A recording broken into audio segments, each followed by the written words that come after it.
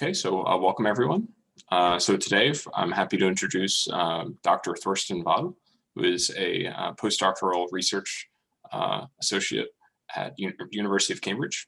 So he did his PhD at the Max Planck Institute of Quantum Optics in Germany, and he has focused most of his work on tensor network methods for extremely large Hilbert spaces. So today he's going to be talking to us about those tensor networks and giving an introduction to that field for people that may or may not be familiar with it, and then talking about some of the applications in condensed matter physics. So Thorsten, take it away. All right. So thank you so much for the introduction and in particular for inviting me. So let me just share my screen and see if that works. So you can still see that? Okay, good. So yeah, so thank you so much for inviting me. So I will be giving a short introduction to tensor network states. And so if you're interested in that topic, the review papers I would recommend is especially the first three, which are quite easy to start with. And if you want some more advanced stuff, the final one, which also contains like the latest research results on the field. So, and tensor network states are a way of tackling the quantum many-body problem. So I just want to start by formulating the problem. So condensed matter physics is all about the Schrödinger equation. So ideally, we would want to solve the Schrödinger equation for many particles. And for a wave function of n particles, the Schrödinger equation quickly gets incredibly complex. So even just writing down such a wave function would require exponential resources because we could have all the combinations of the coordinates of the particles in that wave function in order to represent it. So for general Hamiltonians, solving the Schrödinger equation is exponentially hard. However, for realistic systems, often efficient approximations are possible. So for example, if we know there are weak correlations in the system, density functional theory has been quite successful. So for example, if we want to describe band structures of materials where there are weak interactions or even strong interactions if correlations are still weak, density functional theory has done an amazing job. However, there are also systems where density functional theory tends to fail, namely strongly correlated systems. And these can be quite relevant. So for example, high temperature superconductivity or the fractional quantum Hall effect, they both appear in strongly correlated systems where density functional theory fails. And also other methods, like especially quantum Monte Carlo methods, they suffer from the sign problem in these cases. So they're also not applicable. And we are looking for other methods which could be used. And this is where tensor network states come into the game. But before I introduce them, I want to look at like a simplification of the original Hamiltonian that we had in order to motivate tensor network states and to write them down explicitly. So I want to move on to lattice models of the original continuous Hamiltonian which we had. And lattice models have proven incredibly successful, for example, for describing one-dimensional magnetic insulators, which are effectively spin chains in one dimension. And also the Hubbard model is supposed to describe high temperature superconductivity. So there are some models ideally should display the physical effects we're interested in, like the fractional quantum Hall effect, such that we can investigate these effects in a simpler structure. And for example, also optical lattices, they manifestly have a lattice structure. So lattice models are quite relevant. And so what a lattice model, for example, might look like is a square lattice where there can be either no particle or like no fermion or one fermion, and they're able to hop between sites. So then the Schrödinger equation basically becomes this eigenvalue equation. So the Hamiltonian is a matrix, and the eigenfunction is a vector living in that Hilbert space. But still, even for lattice models, so even where just the on-site Hilbert space has dimension 2 of no particle or one particle, the Schrödinger or the wave function lives in an exponentially large Hilbert space because we have exponentially many configurations that we have to take into account just to write down a simple wave function. So a lattice model is a huge simplification. However, the quantum many-body problem is still there. But now to motivate tensor network states, let me say that the fact or the idea behind tensor network states is that the quantum many-body problem is not necessarily exponentially hard, but it only looks exponentially hard in the way it's written down. So in this form, the quantum many-body problem looks exponentially hard, but it turns out that for realistic Hamiltonians, like we have in nature, this actually could be written down in a form which is only polynomially complex in the number of particles n. And to motivate that, I want to look at a one-dimensional lattice system, so just a one-dimensional spin chain of spin 1/2 degrees of freedom, and write down the most general Hamiltonian which we could realistically have for such a system.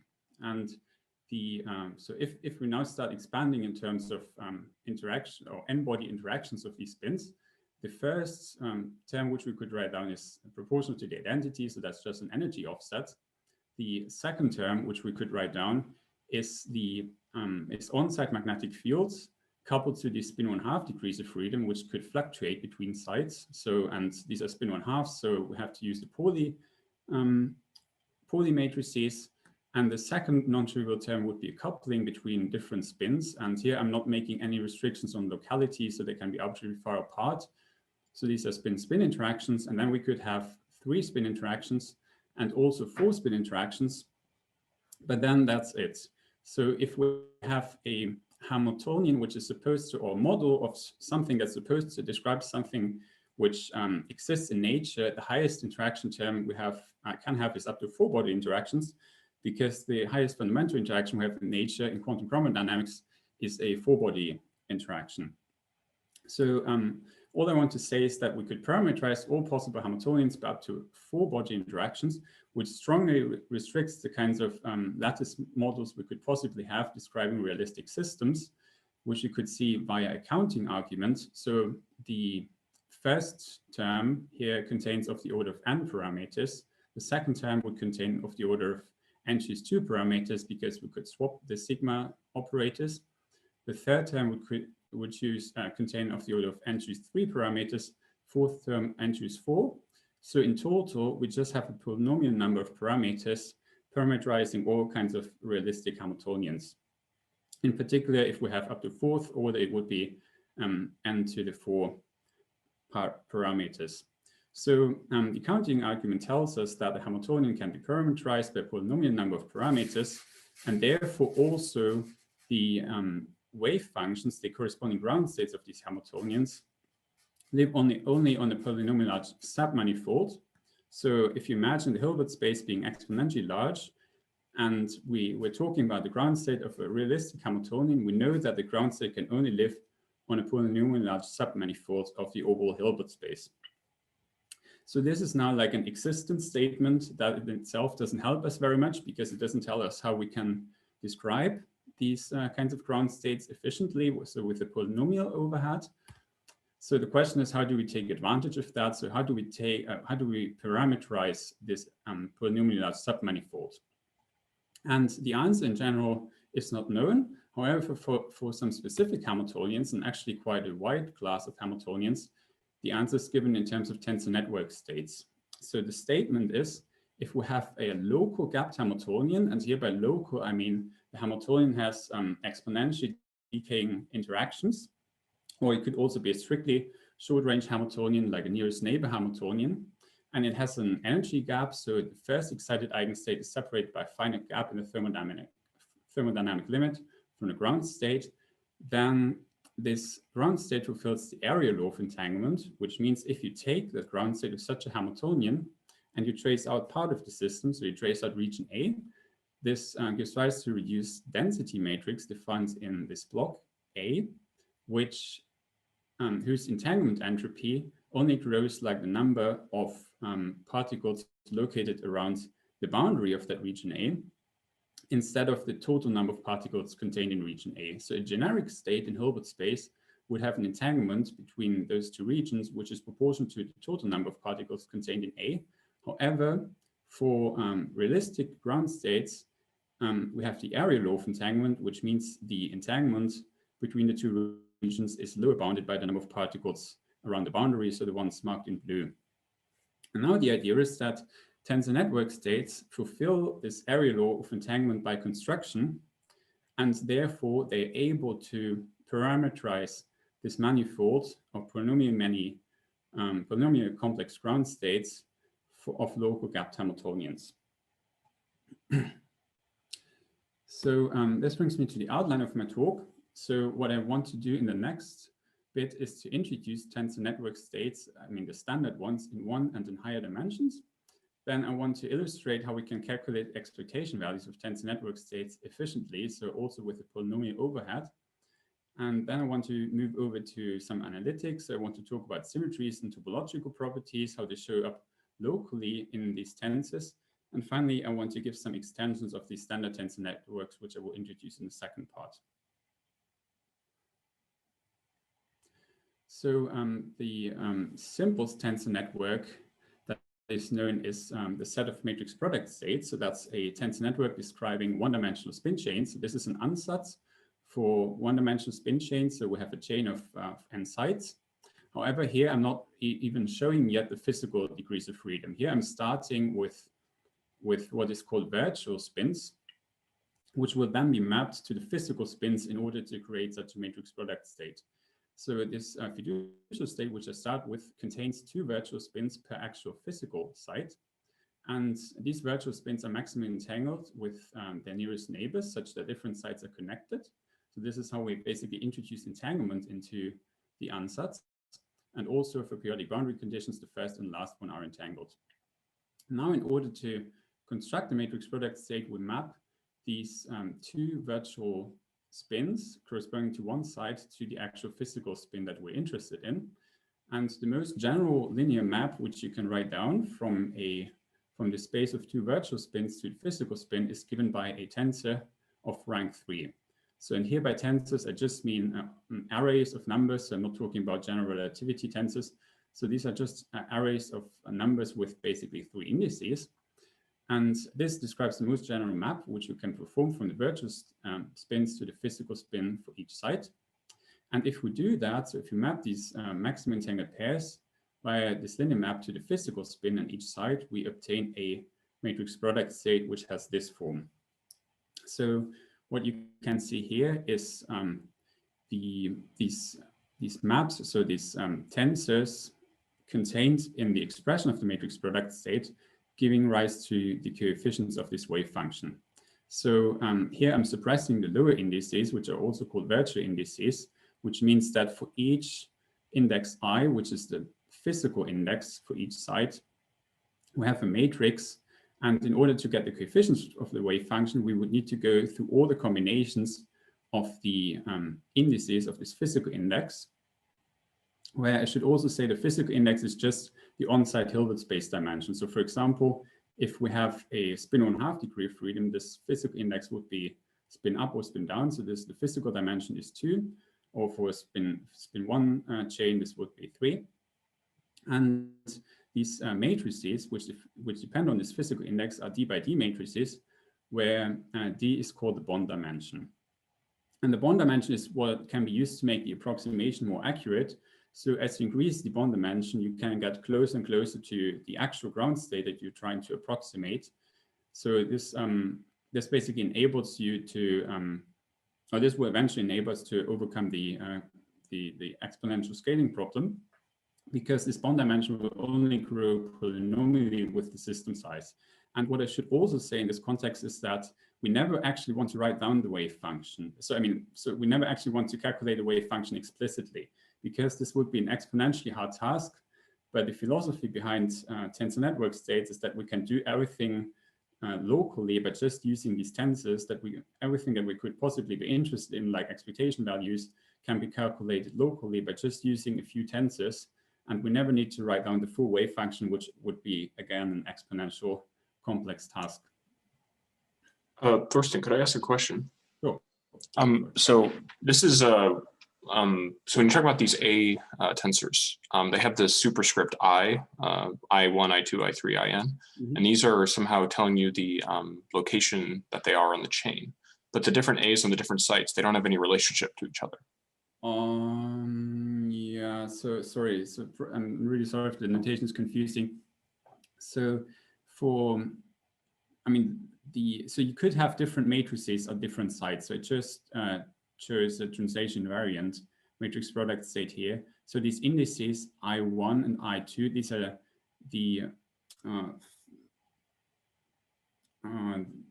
the spin, like the spin Z components of the individual sites. So index I1 would be the spin Z component of site 1. I2 would be the spin Z component of site 2, and this is therefore we have to multiply by this basis vector, so which would be again spin Z of first site, spin Z of second site, until spin Z of the final site. Is that fine, or? I think so. So just the thing I'm always confused whenever I see these sort of equations is that sum in front, it's summing over the i's. Is that saying that you take all possible permutations of the orderings, or? Why would you take all permutations of the orderings?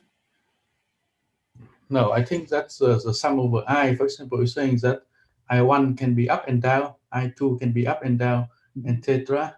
for spin 1/2. And you sum all over the up and down state. Okay, got it. Yep, thanks.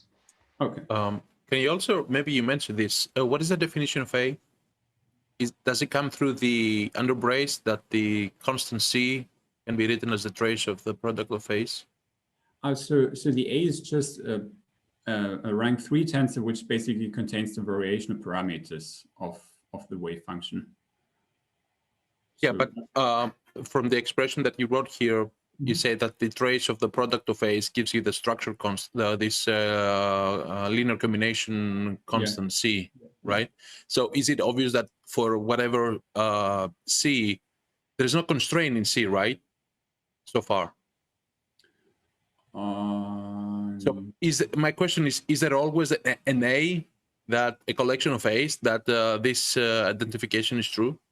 Okay, yeah, that's a very good question. Yeah, okay, I see what you mean. So I should probably have called this C prime or C MPS. So this is the indices which correspond to the wave function of the MPS. And ideally, if we want to approximate or if we want to capture a wave function of a Hamiltonian exactly, this C MPS should be equal to the C of that wave function. But in general, this C MPS, so the one we have here, is different from the one we have in the actual wave function of the real ground state. But by increasing this bond dimension, you make these C's go closer and closer to the actual C's that we're interested in. Okay, thank you. Yeah, so and actually if you would increase the bond dimension exponentially in the size of the system, you could reproduce any wave function exactly. But this is like an identity statement. So tensor network states are kind of an ansatz whose accuracy you can improve up to error 0. But this wouldn't make much sense to have an exponentially large bond dimension, because then the problem would again be exponentially hard. So the idea is that if so a tensor network, or like especially matrix product state, can approximate the real wave function with an arbitrarily small error, but not with a 0 error, but arbitrarily small, like whatever 10 to the minus 6. For polynomially increasing bond dimension. So we only have to increase this D. So if we're allowed to have an approximation but arbitrarily small error, we only have to increase this bond dimension polynomially in order to keep the error fixed, even though the Hilbert space keeps on growing exponentially.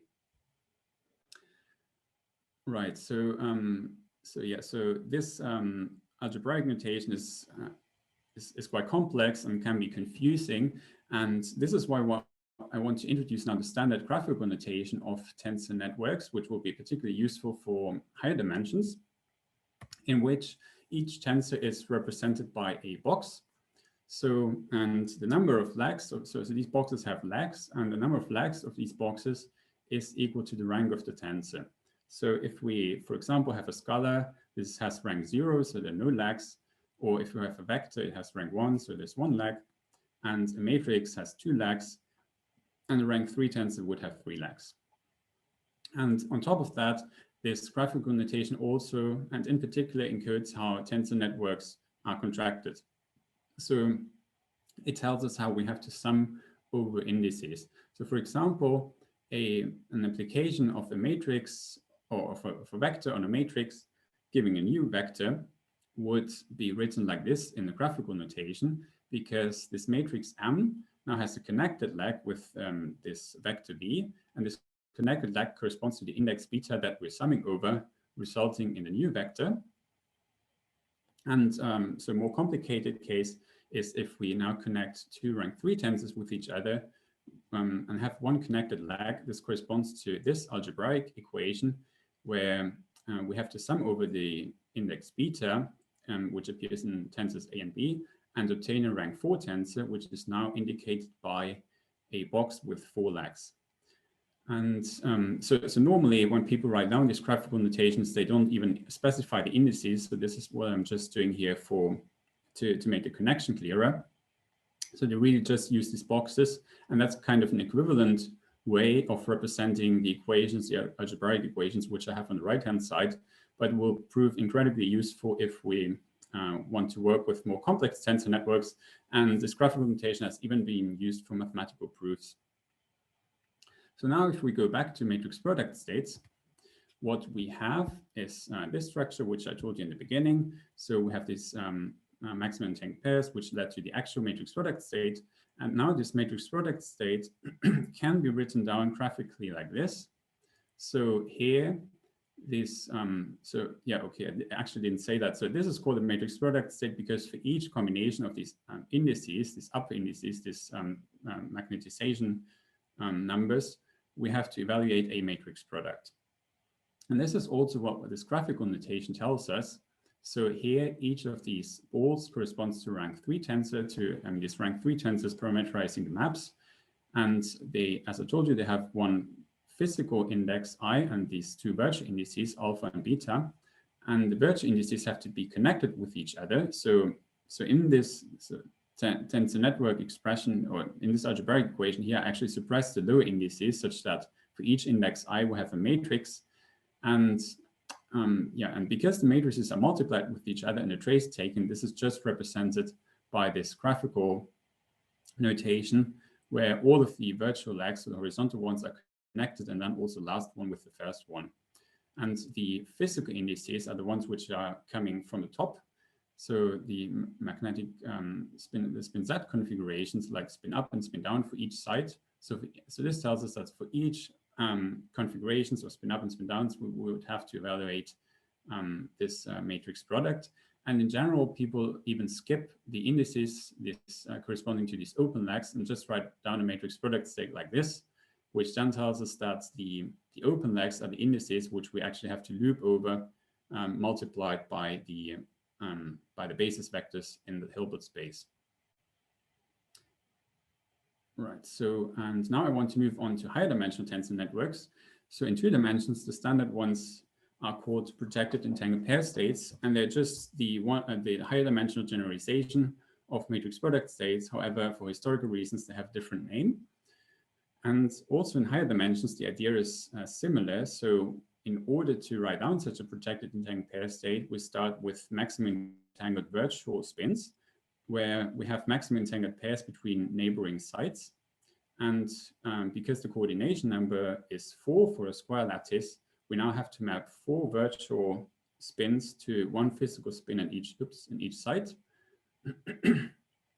and then obtain the projected entangled pair state. And if you go through the calculation, what you obtain is that kind of tensor network in the graphical language, where each of these balls now is a rank 5 tensor, because we have 4 virtual spins per actual site, which is mapped to 1 physical spin. So the most general linear map which we can have, and each site is parameterized by a rank 5 tensor. And again, the upper index is the physical dimension. So for spin 1/2, this would just be 2.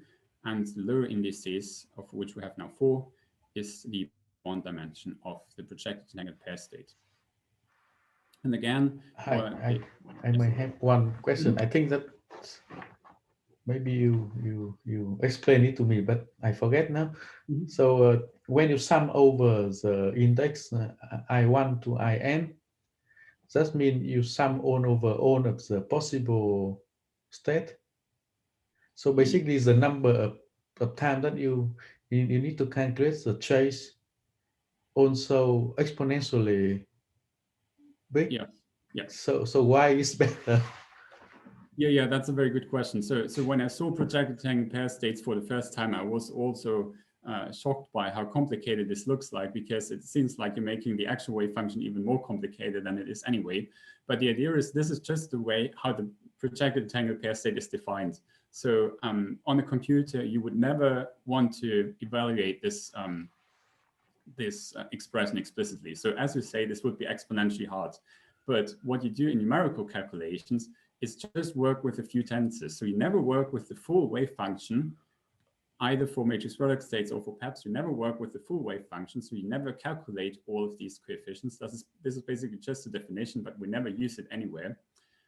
But instead of working with that whole thing, you just work with individual tensors. So if you want to calculate expectation values or correlation, sure. you just use individual tensors. And I will also show this in a couple of slides how this works. Okay, I see. Thank you. Yeah, you're welcome. Right. So okay, so now I've constructed these matrix product states and projected entangled pair states.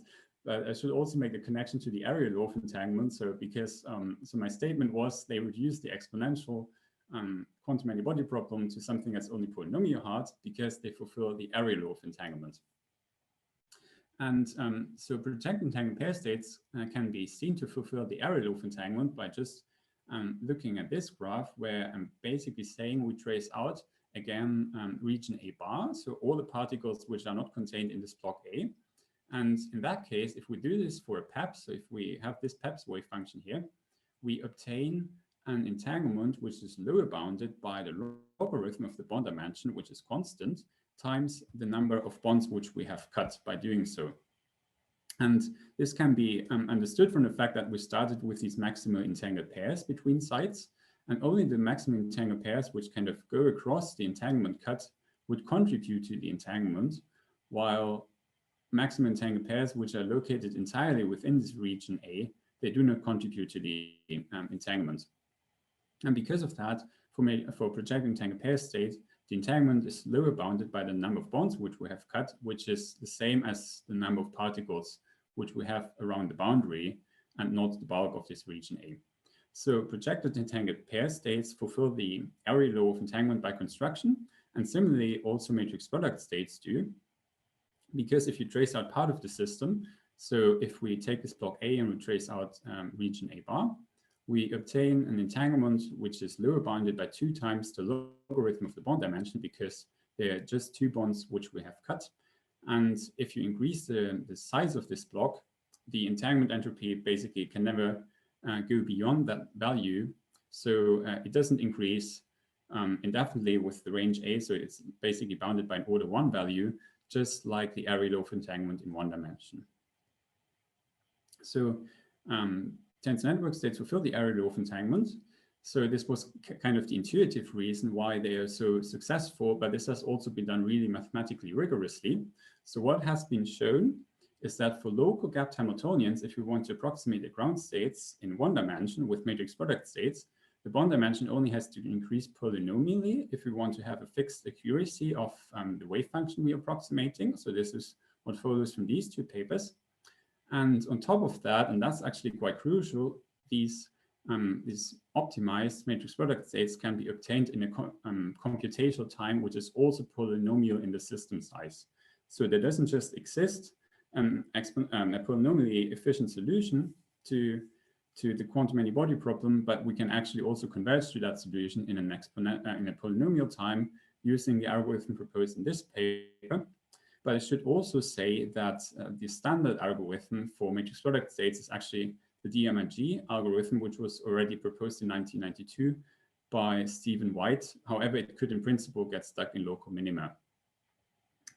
And in higher dimensions, so for projected entangled pair states, the bond dimension has at least been shown rigorously to grow at most superpolynomially, so with an exponent which increases weakly with the size of that system. But this is actually very close to a proper polynomial scaling. However, mathematically, it hasn't been shown yet that actually we do have a polynomial scaling in higher dimensions, but this seems to be likely based on one-dimensional results and this quite tight bound and also numerical evidence. So it is believed that tensor network states overcome the quantum many-body problem for local gapped Hamiltonians in any dimension. And with that, I want to move on to expectation values. So this is something we've already touched on. So how do we work with tensor network states in such a way that we never have to calculate all these exponentially many coefficients? So for example, if we want to calculate on-site expectation values like a local magnetic field from a matrix product state, which we might have obtained from a numerical optimization, the way of not doing it would be to calculate the matrix product state efficiently and then multiply it by this operator and then multiply it by the ket vector. This would be exponentially hard, so it would be of d to the n in dimension. But what people do instead is contracting the tensor network from the left to the right. So well, what they basically do is combine these two tensors into a new tensor. And this new tensor will now have two legs. So we sum over this index, we obtain a new tensor, and this two tensor has two legs which have both dimension capital D. And now you can do the same thing by again contracting this vertical leg and combining with the Brown tensor to obtain a new tensor. And keep on doing this. And the crucial part is that this the computational step corresponding to, the computational cost corresponding to that step is always the same. So it doesn't increase with the system size, just the number of times you have to do this step increases linearly with the system size. And we can also do that with an operator. So we sum over these two indices, we obtain a new tensor and eat it up until we've reached the end of the system and obtain a scalar, so which is just a tensor without any box without any legs, in a computational time which is just linear in the system size, because each of these steps had the same computational cost, which is fixed for a given one dimension.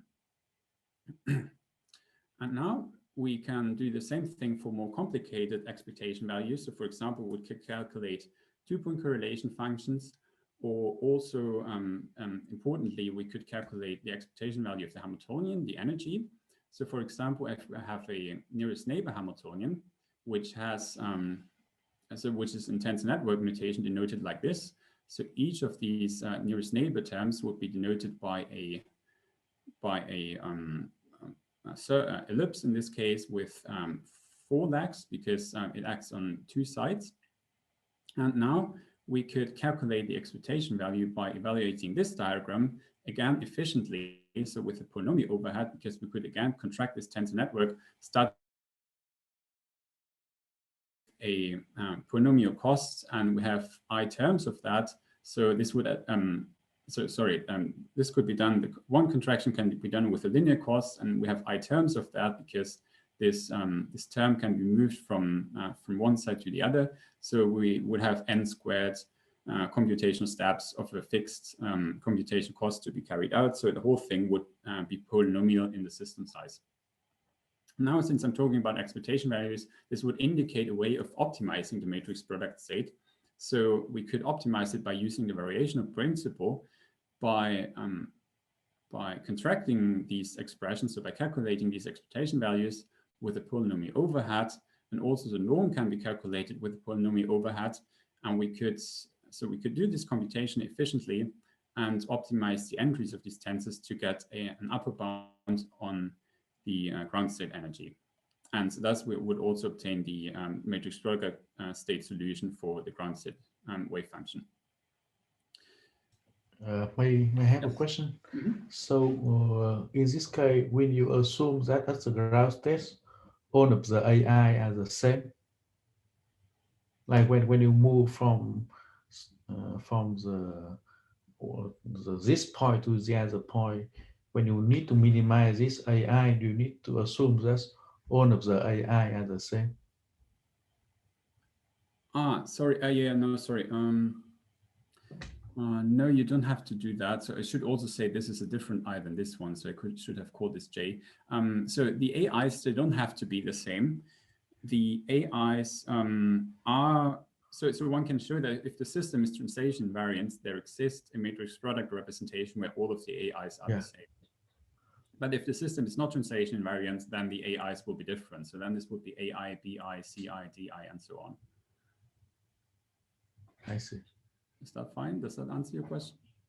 Yeah, okay. Yeah, so throughout the talk, I'm basically only considering translation invariant tensor network states to make the notation simpler, but in general, they're also non-translation invariant tensor network states. Like in particular for this kind of system, which might have open boundary conditions, we would use a tensor network state where these tensors AI are different for each side, so it will be A, B, C, but I'm not doing that here for simplicity.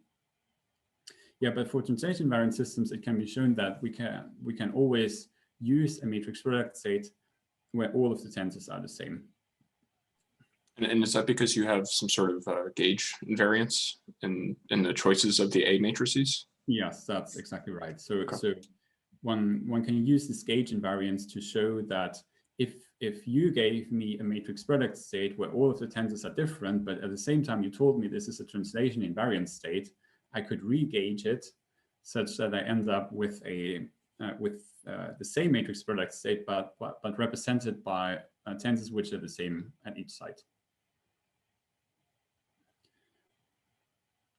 Right. So so I just told you how to calculate expectation values and how also we could optimize the tensor networks, and this has been done. So with extremely high accuracies, at least in one dimension, and this is a result which Steve White already obtained in 1992, where he applied matrix product states using his DMRG algorithm to the spin 1/2 anti-ferromagnetic Heisenberg chain, where we have a solution of the energy per side from the beta Ansatz, where he compared the results to the result what is obtained from matrix product states, which is the same up to the 7th digit. So already in 1992, he obtained a very high accuracy, which in the meantime, of course, has increased even more. So now we basically achieve machine precision for incredibly large system sizes for one-dimensional spin chains. So their tensor network states are really the standard tool to describe these kinds of systems. In higher dimensions, we have projected entangled pair states, which have been also applied to the Hubbard model, which is like the holy grail of condensed matter theory. So the Hubbard model for strong interactions and 1/8 doping, projecting entangled pair states now lead to accuracies comparable to other methods. So what you can see in this graph, which was produced in that paper, is an extrapolation in the bond dimension. So as one increases the bond dimension, the accuracy gets better and better. And here the inverse bond dimension is plotted such that as you move towards the y-axis, you can extrapolate to infinite bond dimension, which should then correspond to like the exact solution. And from doing such an extrapolation for the Hubbard model, the author here obtained ground state energies, which are comparable to what has been obtained with other methods. So in that case, project entangled pair states are now like a complementary method to other ones to explore the phase diagram of the Hubbard model. And also for some other materials, they project entangled pair states basically have settled the properties of these materials, which had been disputed until previously and were not accessible with other methods. So sorry, which one is the PEPS state? Is it all the E of 1/dE of W, or is it one of the colored things in the bottom? Yeah, so the PEPS one, so yeah, the Hubbard model is really tricky. So for the Hubbard model, there are different ansatzes of stripe and diagonal order, etc. So this is why there are different PEPS states plotted here. So this one is the PEPS state. And I think, yeah, all of these fours are PEPS states. So the square and these triangles, they're all PEPS, and only these ones are from other methods. Awesome, thank you. Yeah, so the Hubbard model is extremely tricky. So that's what I'm saying. It's like a holy grail, and it's a really hard problem. So even there, you have different ansatzes for PEPS wave functions, and you have to compare them with each other. But what I just wanted to say is that if you use a good PEPS ansatz, you get ground state energies, which are comparable to what you obtain with other methods, which like state-of-the-art methods. Okay, so with that, I want to move back to analytics. So I want to talk about symmetries and topological properties of tensor network states. And the main message here is that tensor network states are more than an ansatz. So they're not only meant to give very high accuracies in numerical calculations, but they actually have changed the way we also think about quantum matter. So, and importantly, symmetries and topological properties, which are global properties of wave functions, show up locally on the level of the tensors. So what I mean by that is that we, for example, have a matrix product state, which is invariant under symmetry. So like an on-site symmetry. So the symmetry group could, for example, be SU2. Then we would apply like spin rotations on each of the sides. And in that case, like this UG is a representation of the symmetry group. And if we now apply this symmetry operation on each of the sides, and the matrix product state is invariant up to global phase, we say the matrix product state has that symmetry. And in that case, the symmetry is, so this is the graphical notation. So here I'm applying this UG operator on all of the sides simultaneously on the matrix product state, and I get the same matrix product state back up to an overall phase. And now my statement is that the symmetry, which is here manifested just globally by acting on all of the sides, shows up locally on the level of the tensors. So for generic MPS, so these are just MPS which have not been fine-tuned. So apart from some exotic examples, matrix product states fulfill that symmetry locally for the tensors. So if I apply the symmetry operation on this physical index, so the index pointing up, I get the same tensor back up to an action on the virtual level. And these VGs are now also unitary matrices and up to a overall phase, which can at least be checked to be a sufficient condition. So if you reinserted this expression into the upper one, this is actually also a gauge transformation, then these VGs would cancel out. So VGs and VG daggers would cancel out, and you would get the same matrix product state back up to this phase here, which reproduces this phase. So this is a sufficient condition, but also turns out to be a necessary condition. So this is why I'm saying global properties like symmetries show up locally on the levels of these tensors, which is really neat. And the same happens in higher dimensions. So if we have a projected entangled pair state, invariant under symmetry, if we apply the symmetry on all of the sides, we get the same state back up to a phase. And again, this shows up locally on these tensors. So if we apply symmetry from the physical level, which is now coming from the top, we obtain a symmetry action on the virtual level up to this phase, which will become this one. Right, so this is the symmetries of matrix product states and PEPS. But even more interestingly, if we have topological wave functions, even then symmetries show up locally on these tensors. So topological, at least topologically ordered systems are systems which have a fixed ground state degeneracy. So for example, if you put a topologically ordered system on a torus, you have a certain ground state degeneracy, and that degeneracy is stable. If you perturb the system slightly, so with local perturbations cannot destroy this degeneracy. This has also been proposed to be used for quantum computation. And if a wave function has such a property, these are global topological features are global properties which are not visible locally. So there must not be any local order parameter characterizing topological order. However, for PEPS, nevertheless, topological properties can show up locally on the level of these tensors. So if a tensor is invariant under now the same symmetry action for PEPS as we just saw in the previous slide, but without any symmetry action on the physical level, then this kind of PEPS has topological order. So it corresponds to a ground state of topologically ordered Hamiltonian, and actually the whole ground state manifold can be obtained by these kinds of PEPS. And the most famous example is the Tori code. So for the Tori code, this symmetry group G would just be Z2, which means that these virtual matrices would just be taken from the set of identity and sigma Z. And so the Tori code ground state can be written down explicitly as a projected entangled pair state with these properties. So where the symmetries show up, so the topological features show up locally on the level of these tensors. So now I want to talk about extensions of tensor network states. So of the standard ones we've seen so far, and the easiest extension is actually matrix product operators.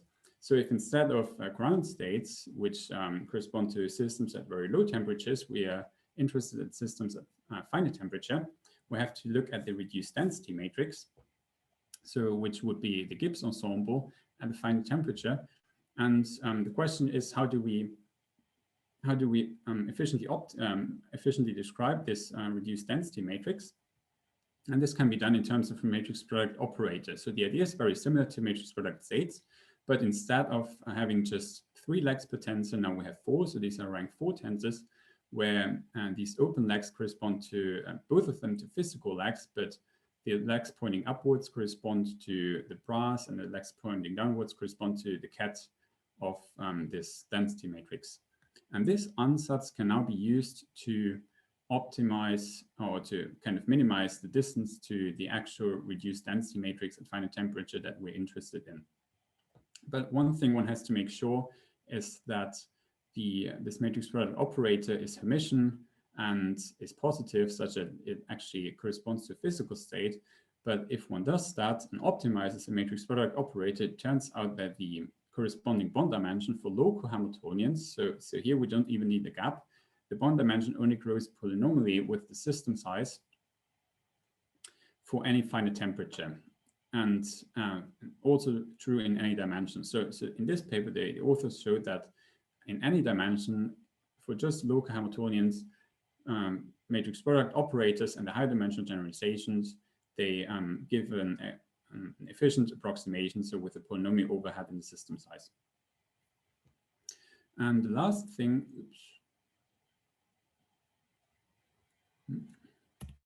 okay, so the last ansatz I want to talk about is the multi-scale entanglement renormalization ansatz. So this is a tensor network state which has been proposed to describe critical systems. So I'm going back to ground states, but now of local gapless Hamiltonians in one dimension. And these kinds of ground states have a violation of the area law of entanglement because they are no longer gapped.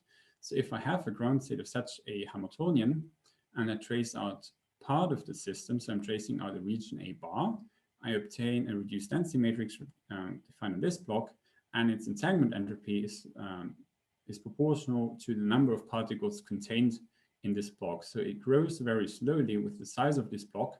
However, it still grows much more slowly than the actual volume law scaling, for which would have a random state in Hilbert space, which would be proportional to the number of particles contained in here.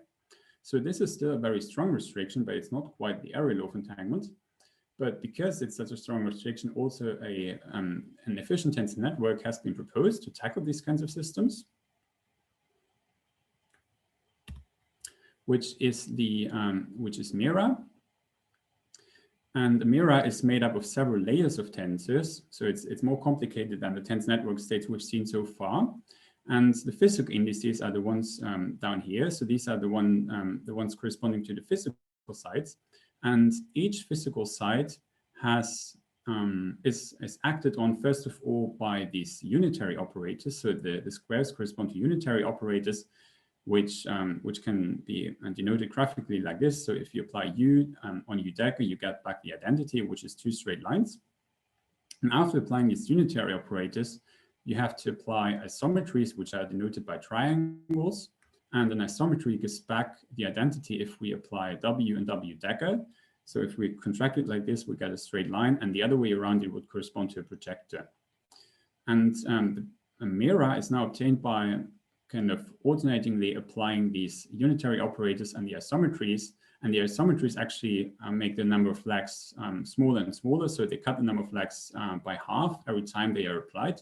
So this, as a result of that, as you go up in this hierarchy, you have fewer and fewer legs pointing up until there's basically just 1 leg left. So this is how the MERA is constructed. And it has also achieved very high accuracies for critical Hamiltonians in numerical calculations. But it's also interesting as an analytical ansatz. But first of all, what I haven't shown you yet is that MERA actually fulfilled this logarithmic violation of the area law of entanglement, which can be seen roughly by putting the MERA on a ring. So now we have like closed boundary conditions. So the physical sites are distributed around the circumference of this ring. And as you go up in the hierarchy of the MERA, you basically reach the center where there's only one tensor. And so if one wants to calculate the entanglement entropy or lower bound the entanglement entropy of this MERA, one has to, so of a region A with LA sites, one has to go through the bulk of this MERA along the shortest trajectory. So like the curve which cuts through the smallest number of bonds along the way. And if one does that, that turns out to be of the order of the logarithm of the sites located in this region LA. Meaning that the MERA fulfills this logarithmic behavior of the entanglement entropy.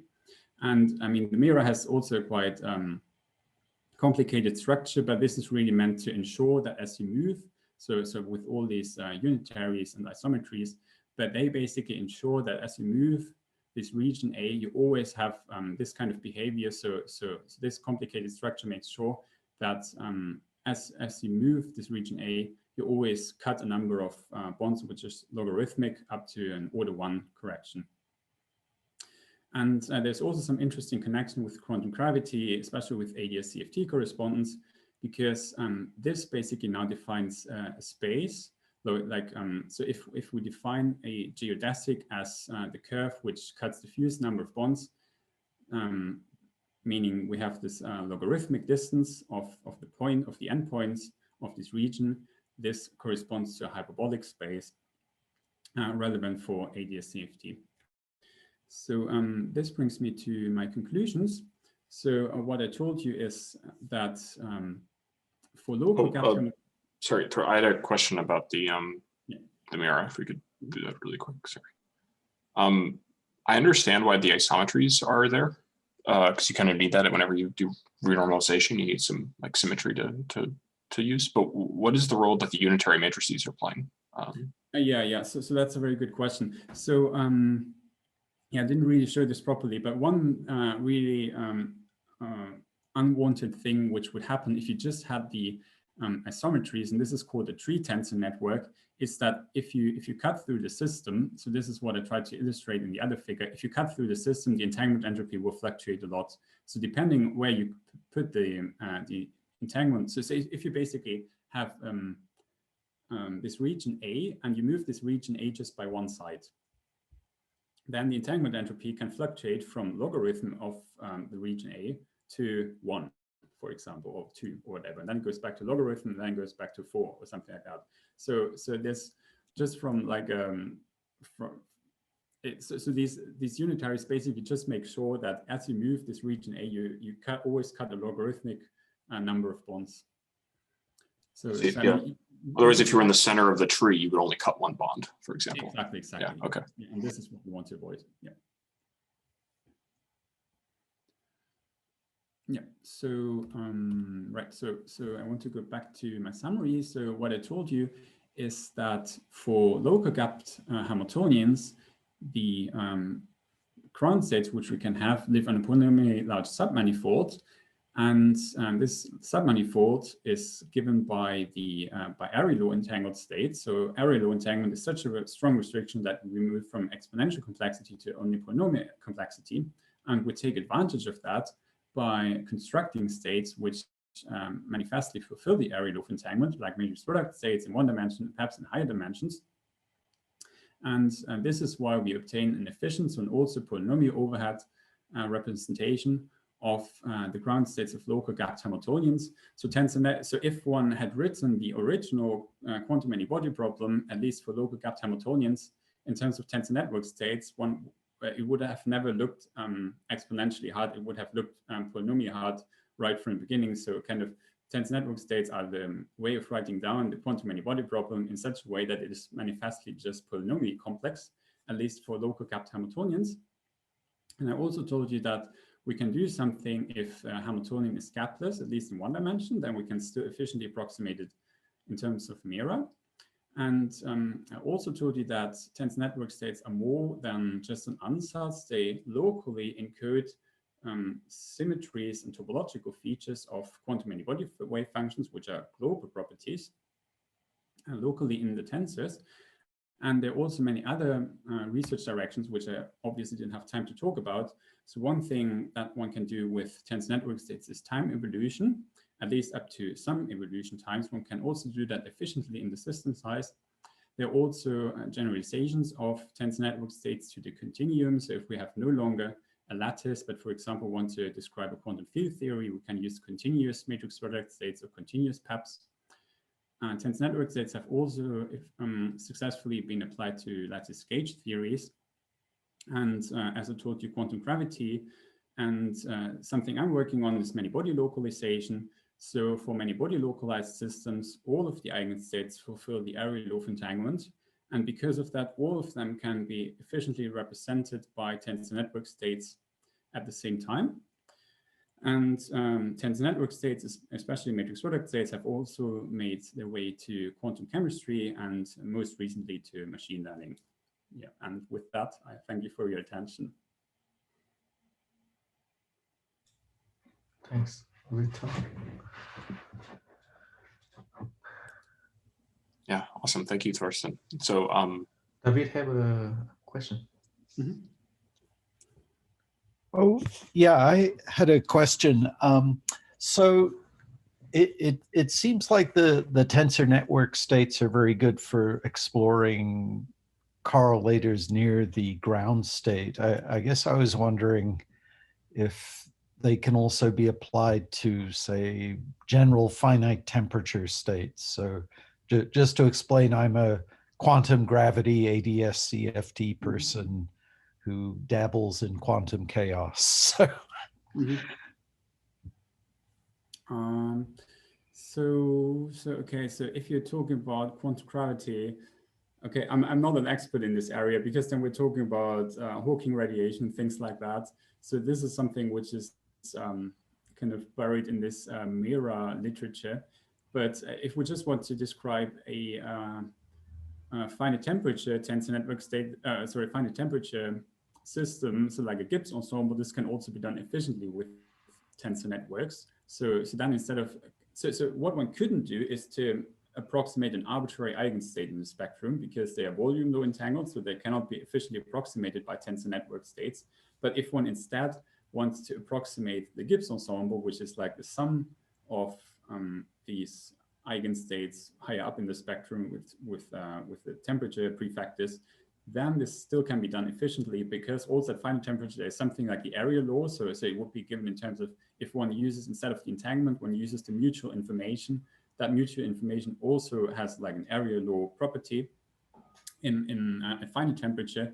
So we can approximate finite temperature systems efficiently in terms of tensor network states as well, because they contain a certain mixture of eigenstates high up in the spectrum.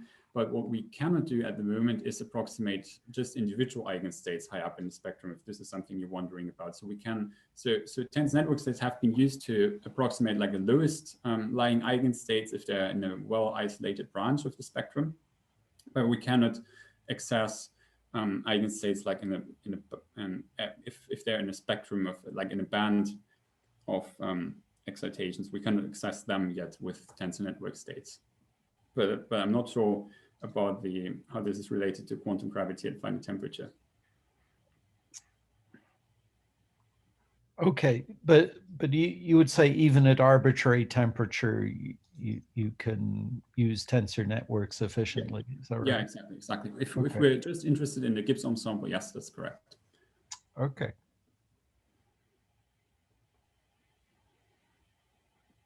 I had a question. So how can you know whether a given state is going to be efficiently represented? Suppose you don't know what the spectrum is ahead of time. You don't know if there's a gap or not. You have the Hamiltonian, but you don't have the spectrum. Yes, that's a very good question.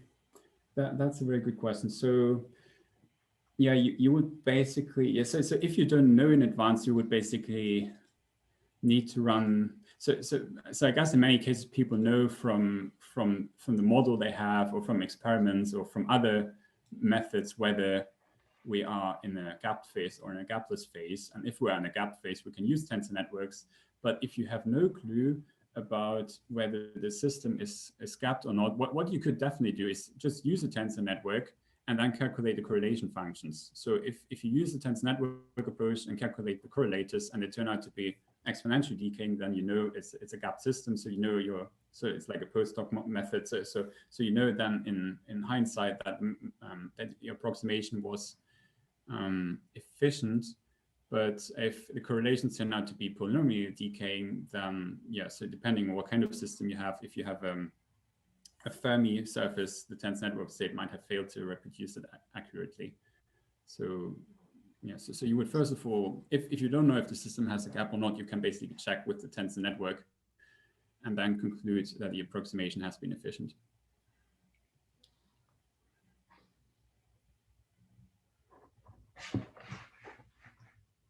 I have my question. So basically, you saw in that when you explain the SPT phase,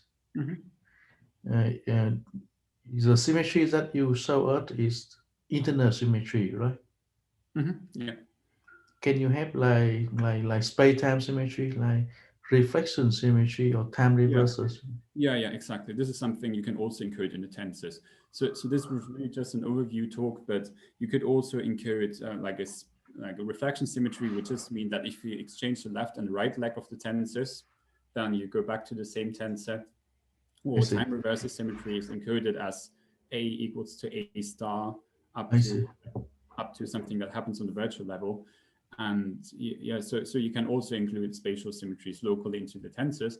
And yeah, and it's also good that you talk about SPT. So one of the biggest successes, like analytically, of tensor network states has been classifying symmetry protected topological phases, where like these kinds of properties, these local properties of tensors have been used to classify the kind of phases we can have in nature.